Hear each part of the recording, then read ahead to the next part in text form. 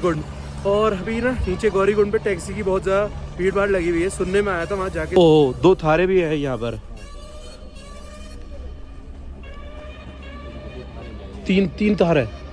बहुत कम ही सामान दिखा है ऊपर जाते हुए, बहुत देर बाद 1 या 2 बंदे दिखे हैं। तो जो चीज़ मैं आप लोगों को बता रहा था वो चीज़ हो गई भाई, महंगाई बढ़ चुकी है। और जो नॉर्मली चीज़ नीचे से 10 रुपये की आती थी वो यहाँ पे बिकती थी 20 रुपये की, यात्रा मार्ग के बीच में। पर अभी वो यहीं पे 30, और जो 20 की चीज़ आती थी वो 50 की हो चुकी है भाई। मारा जाता था भैया 9 पेटी आती थी, और अभी जैसे बंदा उठा के ला रहा है कंधे पे तो कितना 4 पेटी आ रही है। तो और प्राइस में कितना फर्क पड़ रहा है घोड़े और उस पर?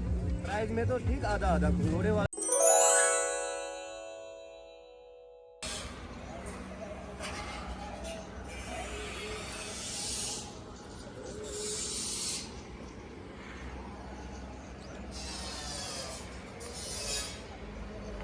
सारा सामान वामान पैक करके बस बाहर निकलने ही वाले थे भाई। और ये चेकआउट करो, बारिश बहुत तेज हो गई। हमने सोचा शायद बारिश बंद होगी, पर ये तो उल्टा ही हो रहा है। पर हम हार नहीं मानने वाले, भी सामान पहन के बाहर की तरफ निकलते हैं पहले तो। भगवान। गुड मॉर्निंग दोस्तों, क्या हाल है? होप सब बढ़िया होंगे और बढ़िया ही होने चाहिए। मैं भी मस्त हूँ, मस्त ही अपनी मॉर्निंग स्टार्ट हो चुकी है केदारनाथ धाम से भाई। आज इस घाटी को छोड़ने का टाइम आ चुका है। केदार बाबा को भी अभी हम बाय बाय कह के निकल रहे हैं। Bye bye guys. Bye bye guys, तू तो मेरे साथ ही चल रहा है। बाय द वे, मन तो बिल्कुल भी नहीं कर रहा जाने का, पर यहाँ पे बारिश और एकदम से आपको पता है सारी चीज़ें बंद हो रही हैं धीमे धीमे। मतलब खच्चर बंद हो चुके हैं, सामान भी थोड़ा धीमे धीमे महंगा होगा। तो उससे पहले हम सोचे चलो फटाफट नीचे उतर ही जाते हैं, क्योंकि अभी हमने काफ़ी दिन रह भी लिया है, एक्सप्लोर भी कर लिया है। इवन ना मतलब हमारे 2-3 ट्रैक करने का मन था, पर यहाँ मौसम खुल नहीं रहा तो ट्रैक कर नहीं सकते हैं। तो हमने सोचा क्यों ना हम नीचे उतर जाते हैं। 1-2 महीने बाद जब यहाँ पे मौसम खुल जाता है, जो आसपास के सारे ट्रैक है वो हम इजीली कर पाएंगे, तब आके आराम से कर लेंगे भाई। तो अभी चलते हैं नीचे की तरफ। आज हमारा प्लान ये है कि हम सोनप्रयाग उतर के वहाँ से अपनी बाइक खड़ी हुई है रामपुर के आसपास। हाँ भाई, इधर इस तरफ से। अच्छा, चलो ठीक है, उस तरफ से चलते हैं। तो भाई प्लान ये है, भाइयों का कह रहे हैं मंदिर की तरफ से होते हुए चलते हैं। मंदिर यहाँ से लंबा पड़ेगा, लेकिन पहले मंदिर जाएंगे फिर वहाँ से आगे से निकलेंगे। चलो भाई चलते हैं। आप लोगों को भी लास्ट टाइम मंदिर देखे दर्शन कराते हैं बाहर से। ये देखो भाई, यहाँ भंडारा मिलता था अपना, इसके पीछे ही कैंप था बढ़िया वाला। लो भाई, लास्ट एंड फाइनल दर्शन कर लो अपने थ्रू। वैसे तो आप खुद भी दर्शन करने आ सकते हो, पर अभी मैं जा रहा हूँ, फिर पता नहीं शायद 2 या 3 महीने बाद आऊँगा, जब वहाँ वाले ट्रैक के रास्ते सारे खुले होंगे, तब आराम से भाई। बाकी अभी तो एडवाइजरी नहीं है जाने की वहाँ पे। बाकी भीड़ चेकआउट करो, अभी तक की काफ़ी ज़्यादा भीड़ नज़र आ रही है आज भाई। जैसे फर्स्ट डे थी ना, बिल्कुल वैसी।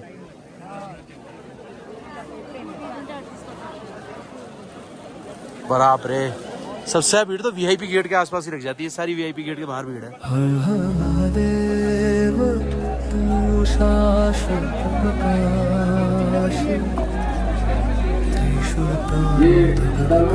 इस भाई के साथ रहते रहते मैं लेजी होते जा रहा हूँ भाई। अपना सारा सामान उठा के इसने कांडी पे डलवा दिया, साथ में हम दोनों का भी डलवा दिया, क्योंकि इसका अकेले का सामान ज्यादा तो महंगा पड़ता। अब 3 जनों में शेयर होगा तो कम का पड़ेगा, इस चक्कर में से सबका सामान डलवा दिया भाई।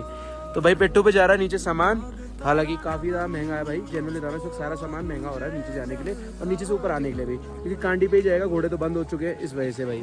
पर कोई दिक्कत नहीं है, चलो भाई क्या कर सकते हैं, भाई की भी बात माननी पड़ती कभी कभार। बाकी पैदल ही जाना है भाई, घोड़ा तो है नहीं, ध्यान रख लियो। और वैसे चाहे कोई कितना भी बोले, मैं घोड़ा कभी नहीं करता भाई।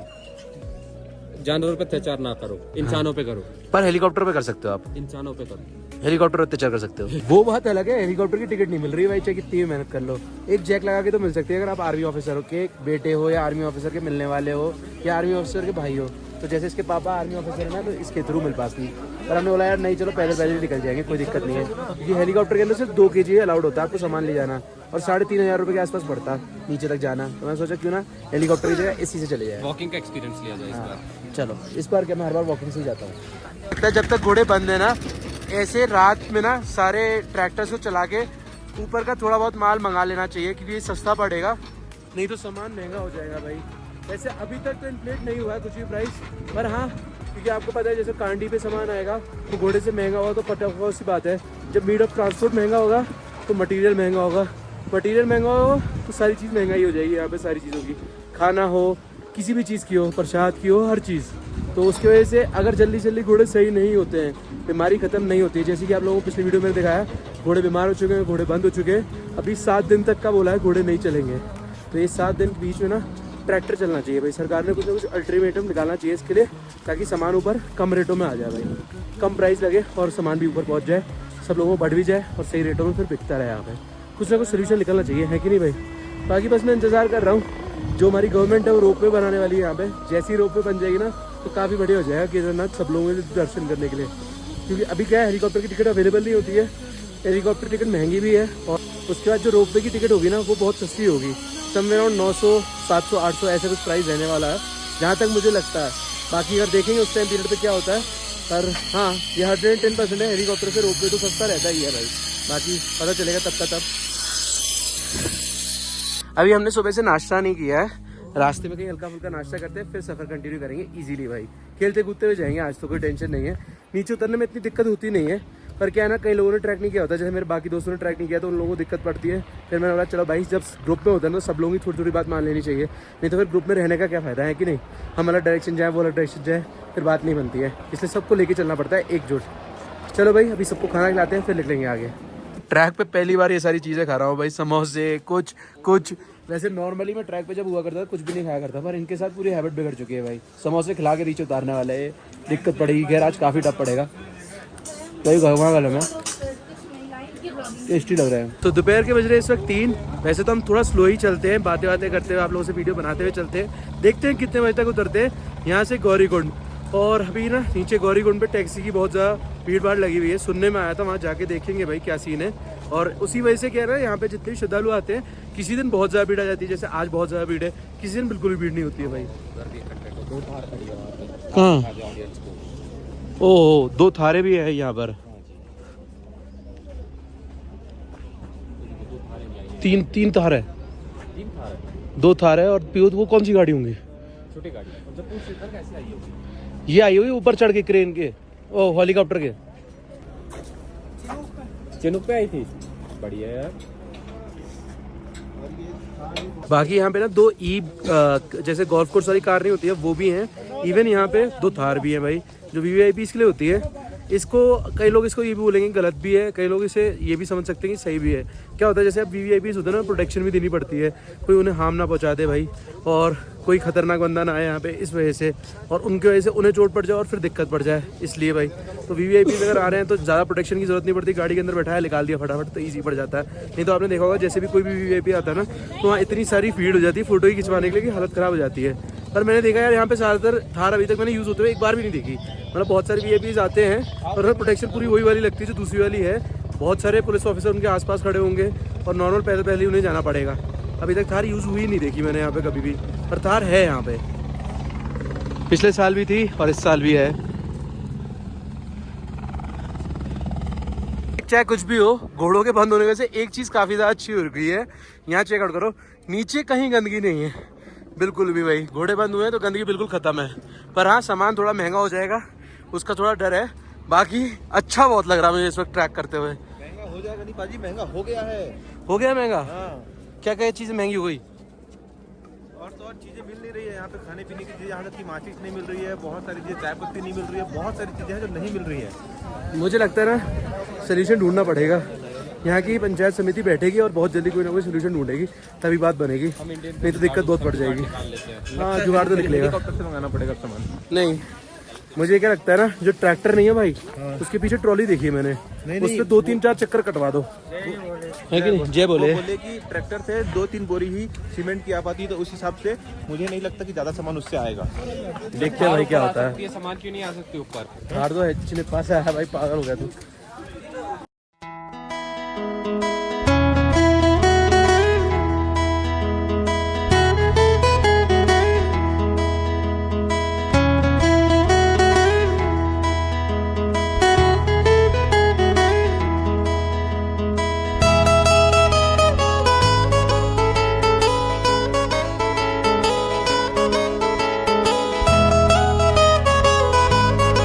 खतरनाक चीज़ अभी भी है, क्योंकि पहले घोड़े चलते थे, जगह कम घेरते थे, अब क्या 4 चल रही है पूरी, मतलब 4 जनों की टुकड़ी चल रही है और कंधे पे लेके जाते हैं तो जगह ज़्यादा घेरते हैं, उसकी वजह से और धक्के लग रहे हैं ज़्यादा।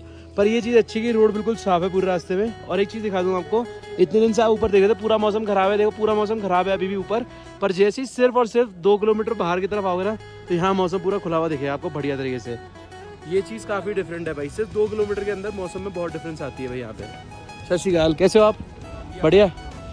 बाकी मतलब 2 किलोमीटर नीचे आए ना पसीना आने लग गए, ऊपर तो बहुत ठंड थी, पर अभी जैकेट क्या है नीचे बांध लेंगे क्योंकि कहीं पे भी ठंड पड़ जाएगी ना तो जैकेट होनी चाहिए, क्योंकि ठंड हल्की सी भी छाती में लगी तो बहुत ज़्यादा बीमार हो जाओगे तो दिक्कत पड़ेगी। इसलिए गर्म कपड़े अपने साथ हमेशा ही रखना, चाहे गर्मी लगे भी। जब भी हम ट्रैक करते हैं थोड़ी गर्मी हो जाती है बॉडी के अंदर, जैसे अभी मेरी बॉडी में बहुत गर्मी फील हो रही है, थोड़ा सा ट्रैक कर चुका हूँ 2-2.5 किलोमीटर का बस, और उसी की वजह से गर्मी बन चुकी है बॉडी के अंदर। बाकी चलते हैं, लगातार पालकी वाले डोली वाले दिख रहे हैं भाई लेते जाते हुए, एक निकल रहा है दूसरा आ रहा है भाई, पर काफ़ी सारे यंग लोग भी डोली यूज़ कर रहे हैं।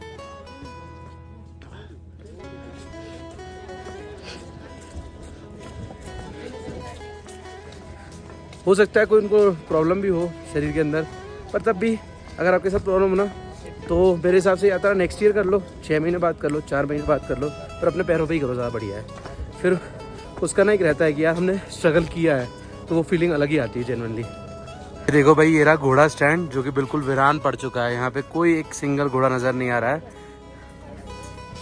बाकी घोड़े बीमार पड़ गए तो एक ही दिन में ना बहुत सारे घोड़े मतलब ये कह सकते हैं कि बीमार पड़ने की वजह से वो मर भी गए थे 30 के करीब, तो उसके बाद एकदम से सडन घोड़े बंद करने पड़े थे। और अभी क्या, पहले तो 1 दिन के लिए हुआ था, अभी 7 दिन तक तो एक्सटेंड कर दिया है, घोड़ों के बंद रहेंगे, फिर देखते हैं कब तक खुलता है। पर ठीक है यार, उनको भी ज़रूरी है, उनकी सेहत ठीक रहे तभी वो यात्रा करें, नहीं तो ऐसे किसी जानवर की जान लेके यात्रा करने से कोई फ़ायदा नहीं मेरे हिसाब से तो बिल्कुल भी। तो उससे अच्छा है वो आराम करें, उसके अलावा कोई और सब्स्टिट्यूट निकाला जाए उनके बगैर यहाँ पे सामान लेके आने का, कुछ ना कुछ तो निकलेगा पक्का, मुझे भरोसा है भाई। लगभग 10 दिन बाद इतनी खिलखिलाहट वाली धूप देखी है भाई, काफ़ी दिल खुश हो रहा है पहली बार धूप देख के भी, जेन्युइनली बहुत मिस कर रहे थे धूप को। लगातार ठंडी हवाएं और कोहरा, फॉग, इवन बादलों को देख देख के परेशान हो गए थे, पर अभी अच्छा लग रहा है भाई सच्ची। नेचर ना बैलेंस रहना चाहिए, सारी चीज़ें रहनी चाहिए तभी मज़ा आता है। बारिश से भी परेशान हो गए थे है ना? नहीं बारिश अच्छा था। अच्छा था, चल फिर ठीक है, तू ऊपर जा, हम नीचे आ रहे हैं, जा ऊपर। नहीं मैं घर जा रहा हूँ। हर देव तू शाश्वत प्रकाश, त्रिशूल तारो धग धग तो जगत तू कैलास नासी शंभु तू हो, नाद तारा डमरू गुंजे जनकार हो, ओम नमः शिवाय। चीज़ आपने नोटिस की होगी, बहुत सारे लोग ग्लेशियर पॉइंट पे ना झूलते हुए बर्फ़ के मज़े लेते हुए दिख रहे होंगे आप लोगों को, पर ये चीज़ नहीं करनी चाहिए। पता है क्या है, इसके जस्ट नीचे ना पानी फ्लो कर रहा है, और अगर किसी जगह पे बर्फ़ थोड़ी कम होगी तो आप वो टूट के आप अंदर चले जाओगे और फिर एक साथ बह के बहुत नीचे चले जाओगे, मेरे ख्याल से तो हरिद्वार ही पहुँचोगे सीधा, बीच में कुछ स्टॉपेज भी नहीं मिलना, खतरनाक सीन हो जाएगा बहुत। तो इतना रिस्क लाइफ के साथ कभी नहीं लेना चाहिए, सिर्फ थोड़े से मज़े के लिए, थोड़े से फ़न के लिए। तो बहुत सारी जगह हैं जहाँ पे आप ऐसे फ़न कर सकते हो जो कि सेफ़ है, पर ये जो है ना ये धाम है और यहाँ हम भगवान से आस्था जोड़ने के लिए आते हैं, मज़े करने के लिए नहीं आते हैं। तो यहाँ पे ना रिस्क ले रहे होते हैं हम ज़्यादातर चीज़ों के साथ, तो वो रिस्क नहीं लेना चाहिए। बाकी ठीक है यार, बोलेंगे भी ना तो सामने वाला हमें डांटेगा, पर ठीक है कि इन लोगों को बता दो, बच जाए वो इंसान तो ज़्यादा ज़रूरी है। इसलिए बहुत सारे लोग देख रहे होंगे ना, उन सब में से कोई अगर उनके सामने कोई दिख रहा होगा अपना करता हो तो उन्हें रोकेंगे, इसलिए बता रहा हूँ। बाकी ठीक है, चलते नीचे।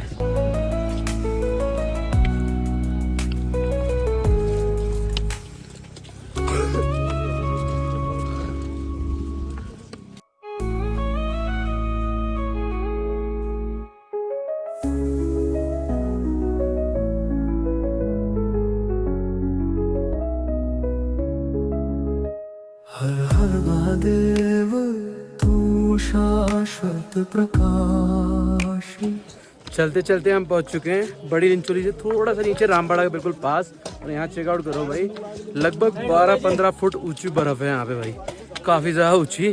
जब हम आ रहे थे ना तब रात के टाइम इस एरिया से पूरा क्रॉस करे थे तो इतना दिखा नहीं पाया था, पर इस टाइम पे देख के काफ़ी ज़्यादा खूबसूरत नज़र आ रहा है भाई ये पूरा एरिया।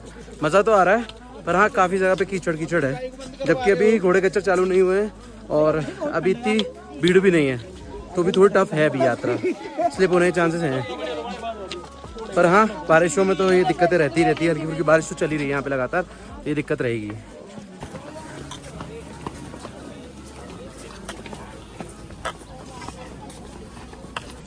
ये देखो भाई सामान कैसे जा रहा है ऊपर, बहुत कम ही सामान दिखा है ऊपर जाते हुए, बहुत देर बाद 1 या 2 बंदे दिखे हैं।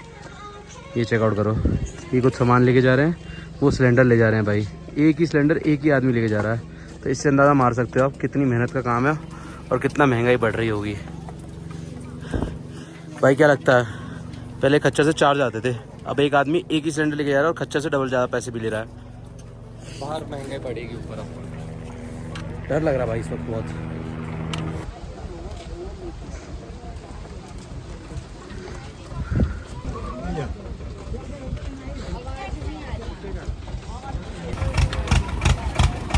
सब्जियां जा रही हैं भाई ऊपर ट्रैक्टर के थ्रू।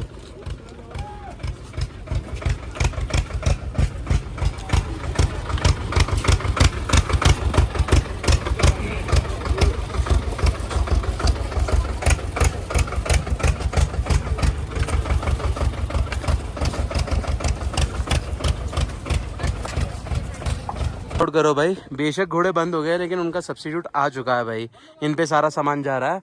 उधर देखो ऊपर भी एक फंस चुका है ट्रैक्टर, उस पर भी सारा सामान जा रहा है। पर हाँ, सामान जा रहा है, अभी तो सारा सरकारी सामान जा रहा है।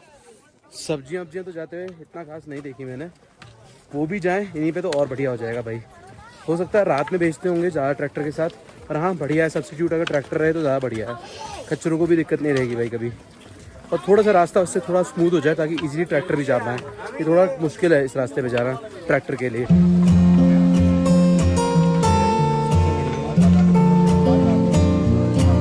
जो चीज़ मैं आप लोगों को बता रहा था वो चीज़ हो गई भाई, महंगाई बढ़ चुकी है। और जो नॉर्मली चीज़ नीचे से 10 रुपये की आती थी वो यहाँ पे बिकती थी 20 रुपये की यात्रा मार्ग के बीच में, पर अभी वो यहीं पे 30, और जो 20 की चीज़ आती थी वो 50 की हो चुकी है भाई। जैसे हम यहाँ पे एपीफेस के बारे में पूछ रहे थे, जो हम ऊपर 20 रुपये की पिया करते थे टॉप पे, तो यहीं पे हमें इस वक्त एपीफेस 30 की मिल रही है और माजा 50 की मिल रही है। तो महंगाई बढ़ चुकी है, धीमे धीमे सारी चीज़ें महंगी होंगी। चक्कर क्या है ना, पहले घोड़े पे माल आता था, घोड़े पे कितना माल आ जाता था भैया? 9 पेटी आती थी, और अभी जैसे बंदा उठा के ला रहा है कंधे पे तो कितना 4 पेटी आ रही है। तो और प्राइस में कितना फर्क पड़ रहा है घोड़े और उस पे? प्राइस में तो ठीक आधा घोड़े वाला, एक घोड़े का उतना ही है और उसका भी उतना ही है। उतना ही है, मतलब ये कह सके 2000 रुपये घोड़ा भी लेता था, 2000 वो भी लेता था, पर वो आधा माल लेके आ रहा है, क्योंकि इंसान की कैपेसिटी घोड़े से तो कम ही रहेगी इसलिए भाई। तो अभी क्या है, धीमे धीमे सारी चीज़ें थोड़ी सी प्राइस अप होंगी भाई, क्योंकि जब तक घोड़े स्टार्ट नहीं होंगे तो दिक्कतें होंगी भाई।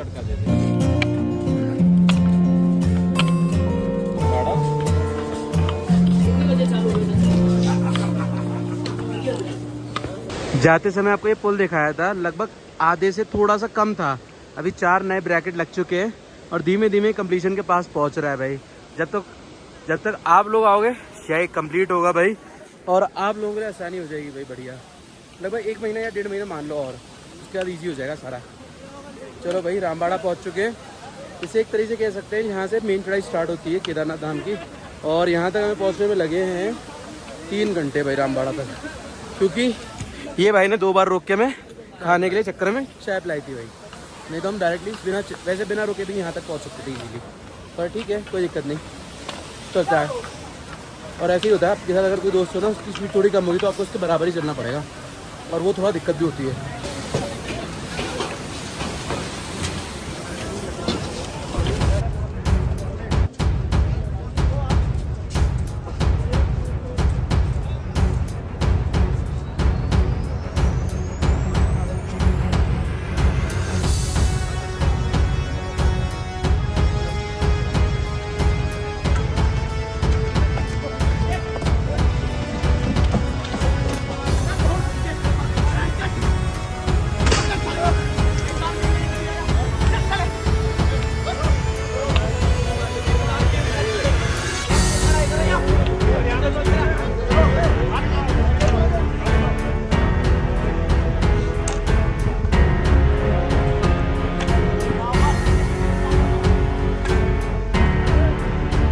ओ भाई, ये तो बहुत खतरनाक सीन हो गया। जस्ट अभी पता है क्या है, जो बंदा था वो बहुत बदतमीजी कर रहा था बाकी 2 यात्रियों के साथ, और वो शायद मे बी ड्रिंक भी था कि उससे सीधा भी नहीं चला जा रहा था। फिर उनकी आपस में लड़ाई होगी और एकदम से जो आपने देखा वीडियो के अंदर वो लड़ाई, दुकान के अंदर घुस गए, फिर वो निकले, फिर आगे की तरफ गए। मे भी शायद और आगे भी लड़ रहे होंगे, क्योंकि वो ऊपर डायरेक्शन में जा रहे थे, हम नीचे डायरेक्शन में जा रहे थे, फिर हमने देखा नहीं और हम आ गए। तो अगर कोई भी आ रहा है ना, जैसे कोई भी धाम पे जा रहा है, तो वहाँ ड्रिंक करके बिल्कुल नहीं जाना चाहिए मेरे हिसाब से। क्योंकि अगर आप वहाँ ड्रिंक करके जा रहे हो तो एक तो पता क्या होता है, जैसे आप वहाँ ड्रिंक करके जा रहे हो तो वहाँ की जो आस्था है वो भंग कर रहे हो आप। कोई दूसरा आपको देखेगा, वो आपसे कुछ बोलेगा, उससे पहले आपको खुद को शर्म होनी चाहिए। ये सब चीज़ आपको नहीं करनी चाहिए। बाय द वे लोगों ने, लोकल वालों ने कंप्लेंट करी है, आगे पता नहीं क्या होगा उसका बंदे का जो ड्रिंक्ड है।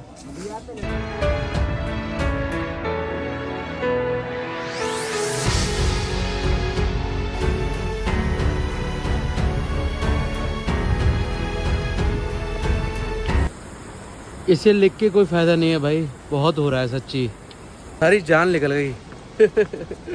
जनरली जा रहा हूँ चढ़ना, खैर ज़्यादा टफ होता है उतरने से, पर क्या होता है जैसे जो बोन्स होती है ना वो पेन करने लग जाती है काफ़ी देर तक लगातार चलते रहो।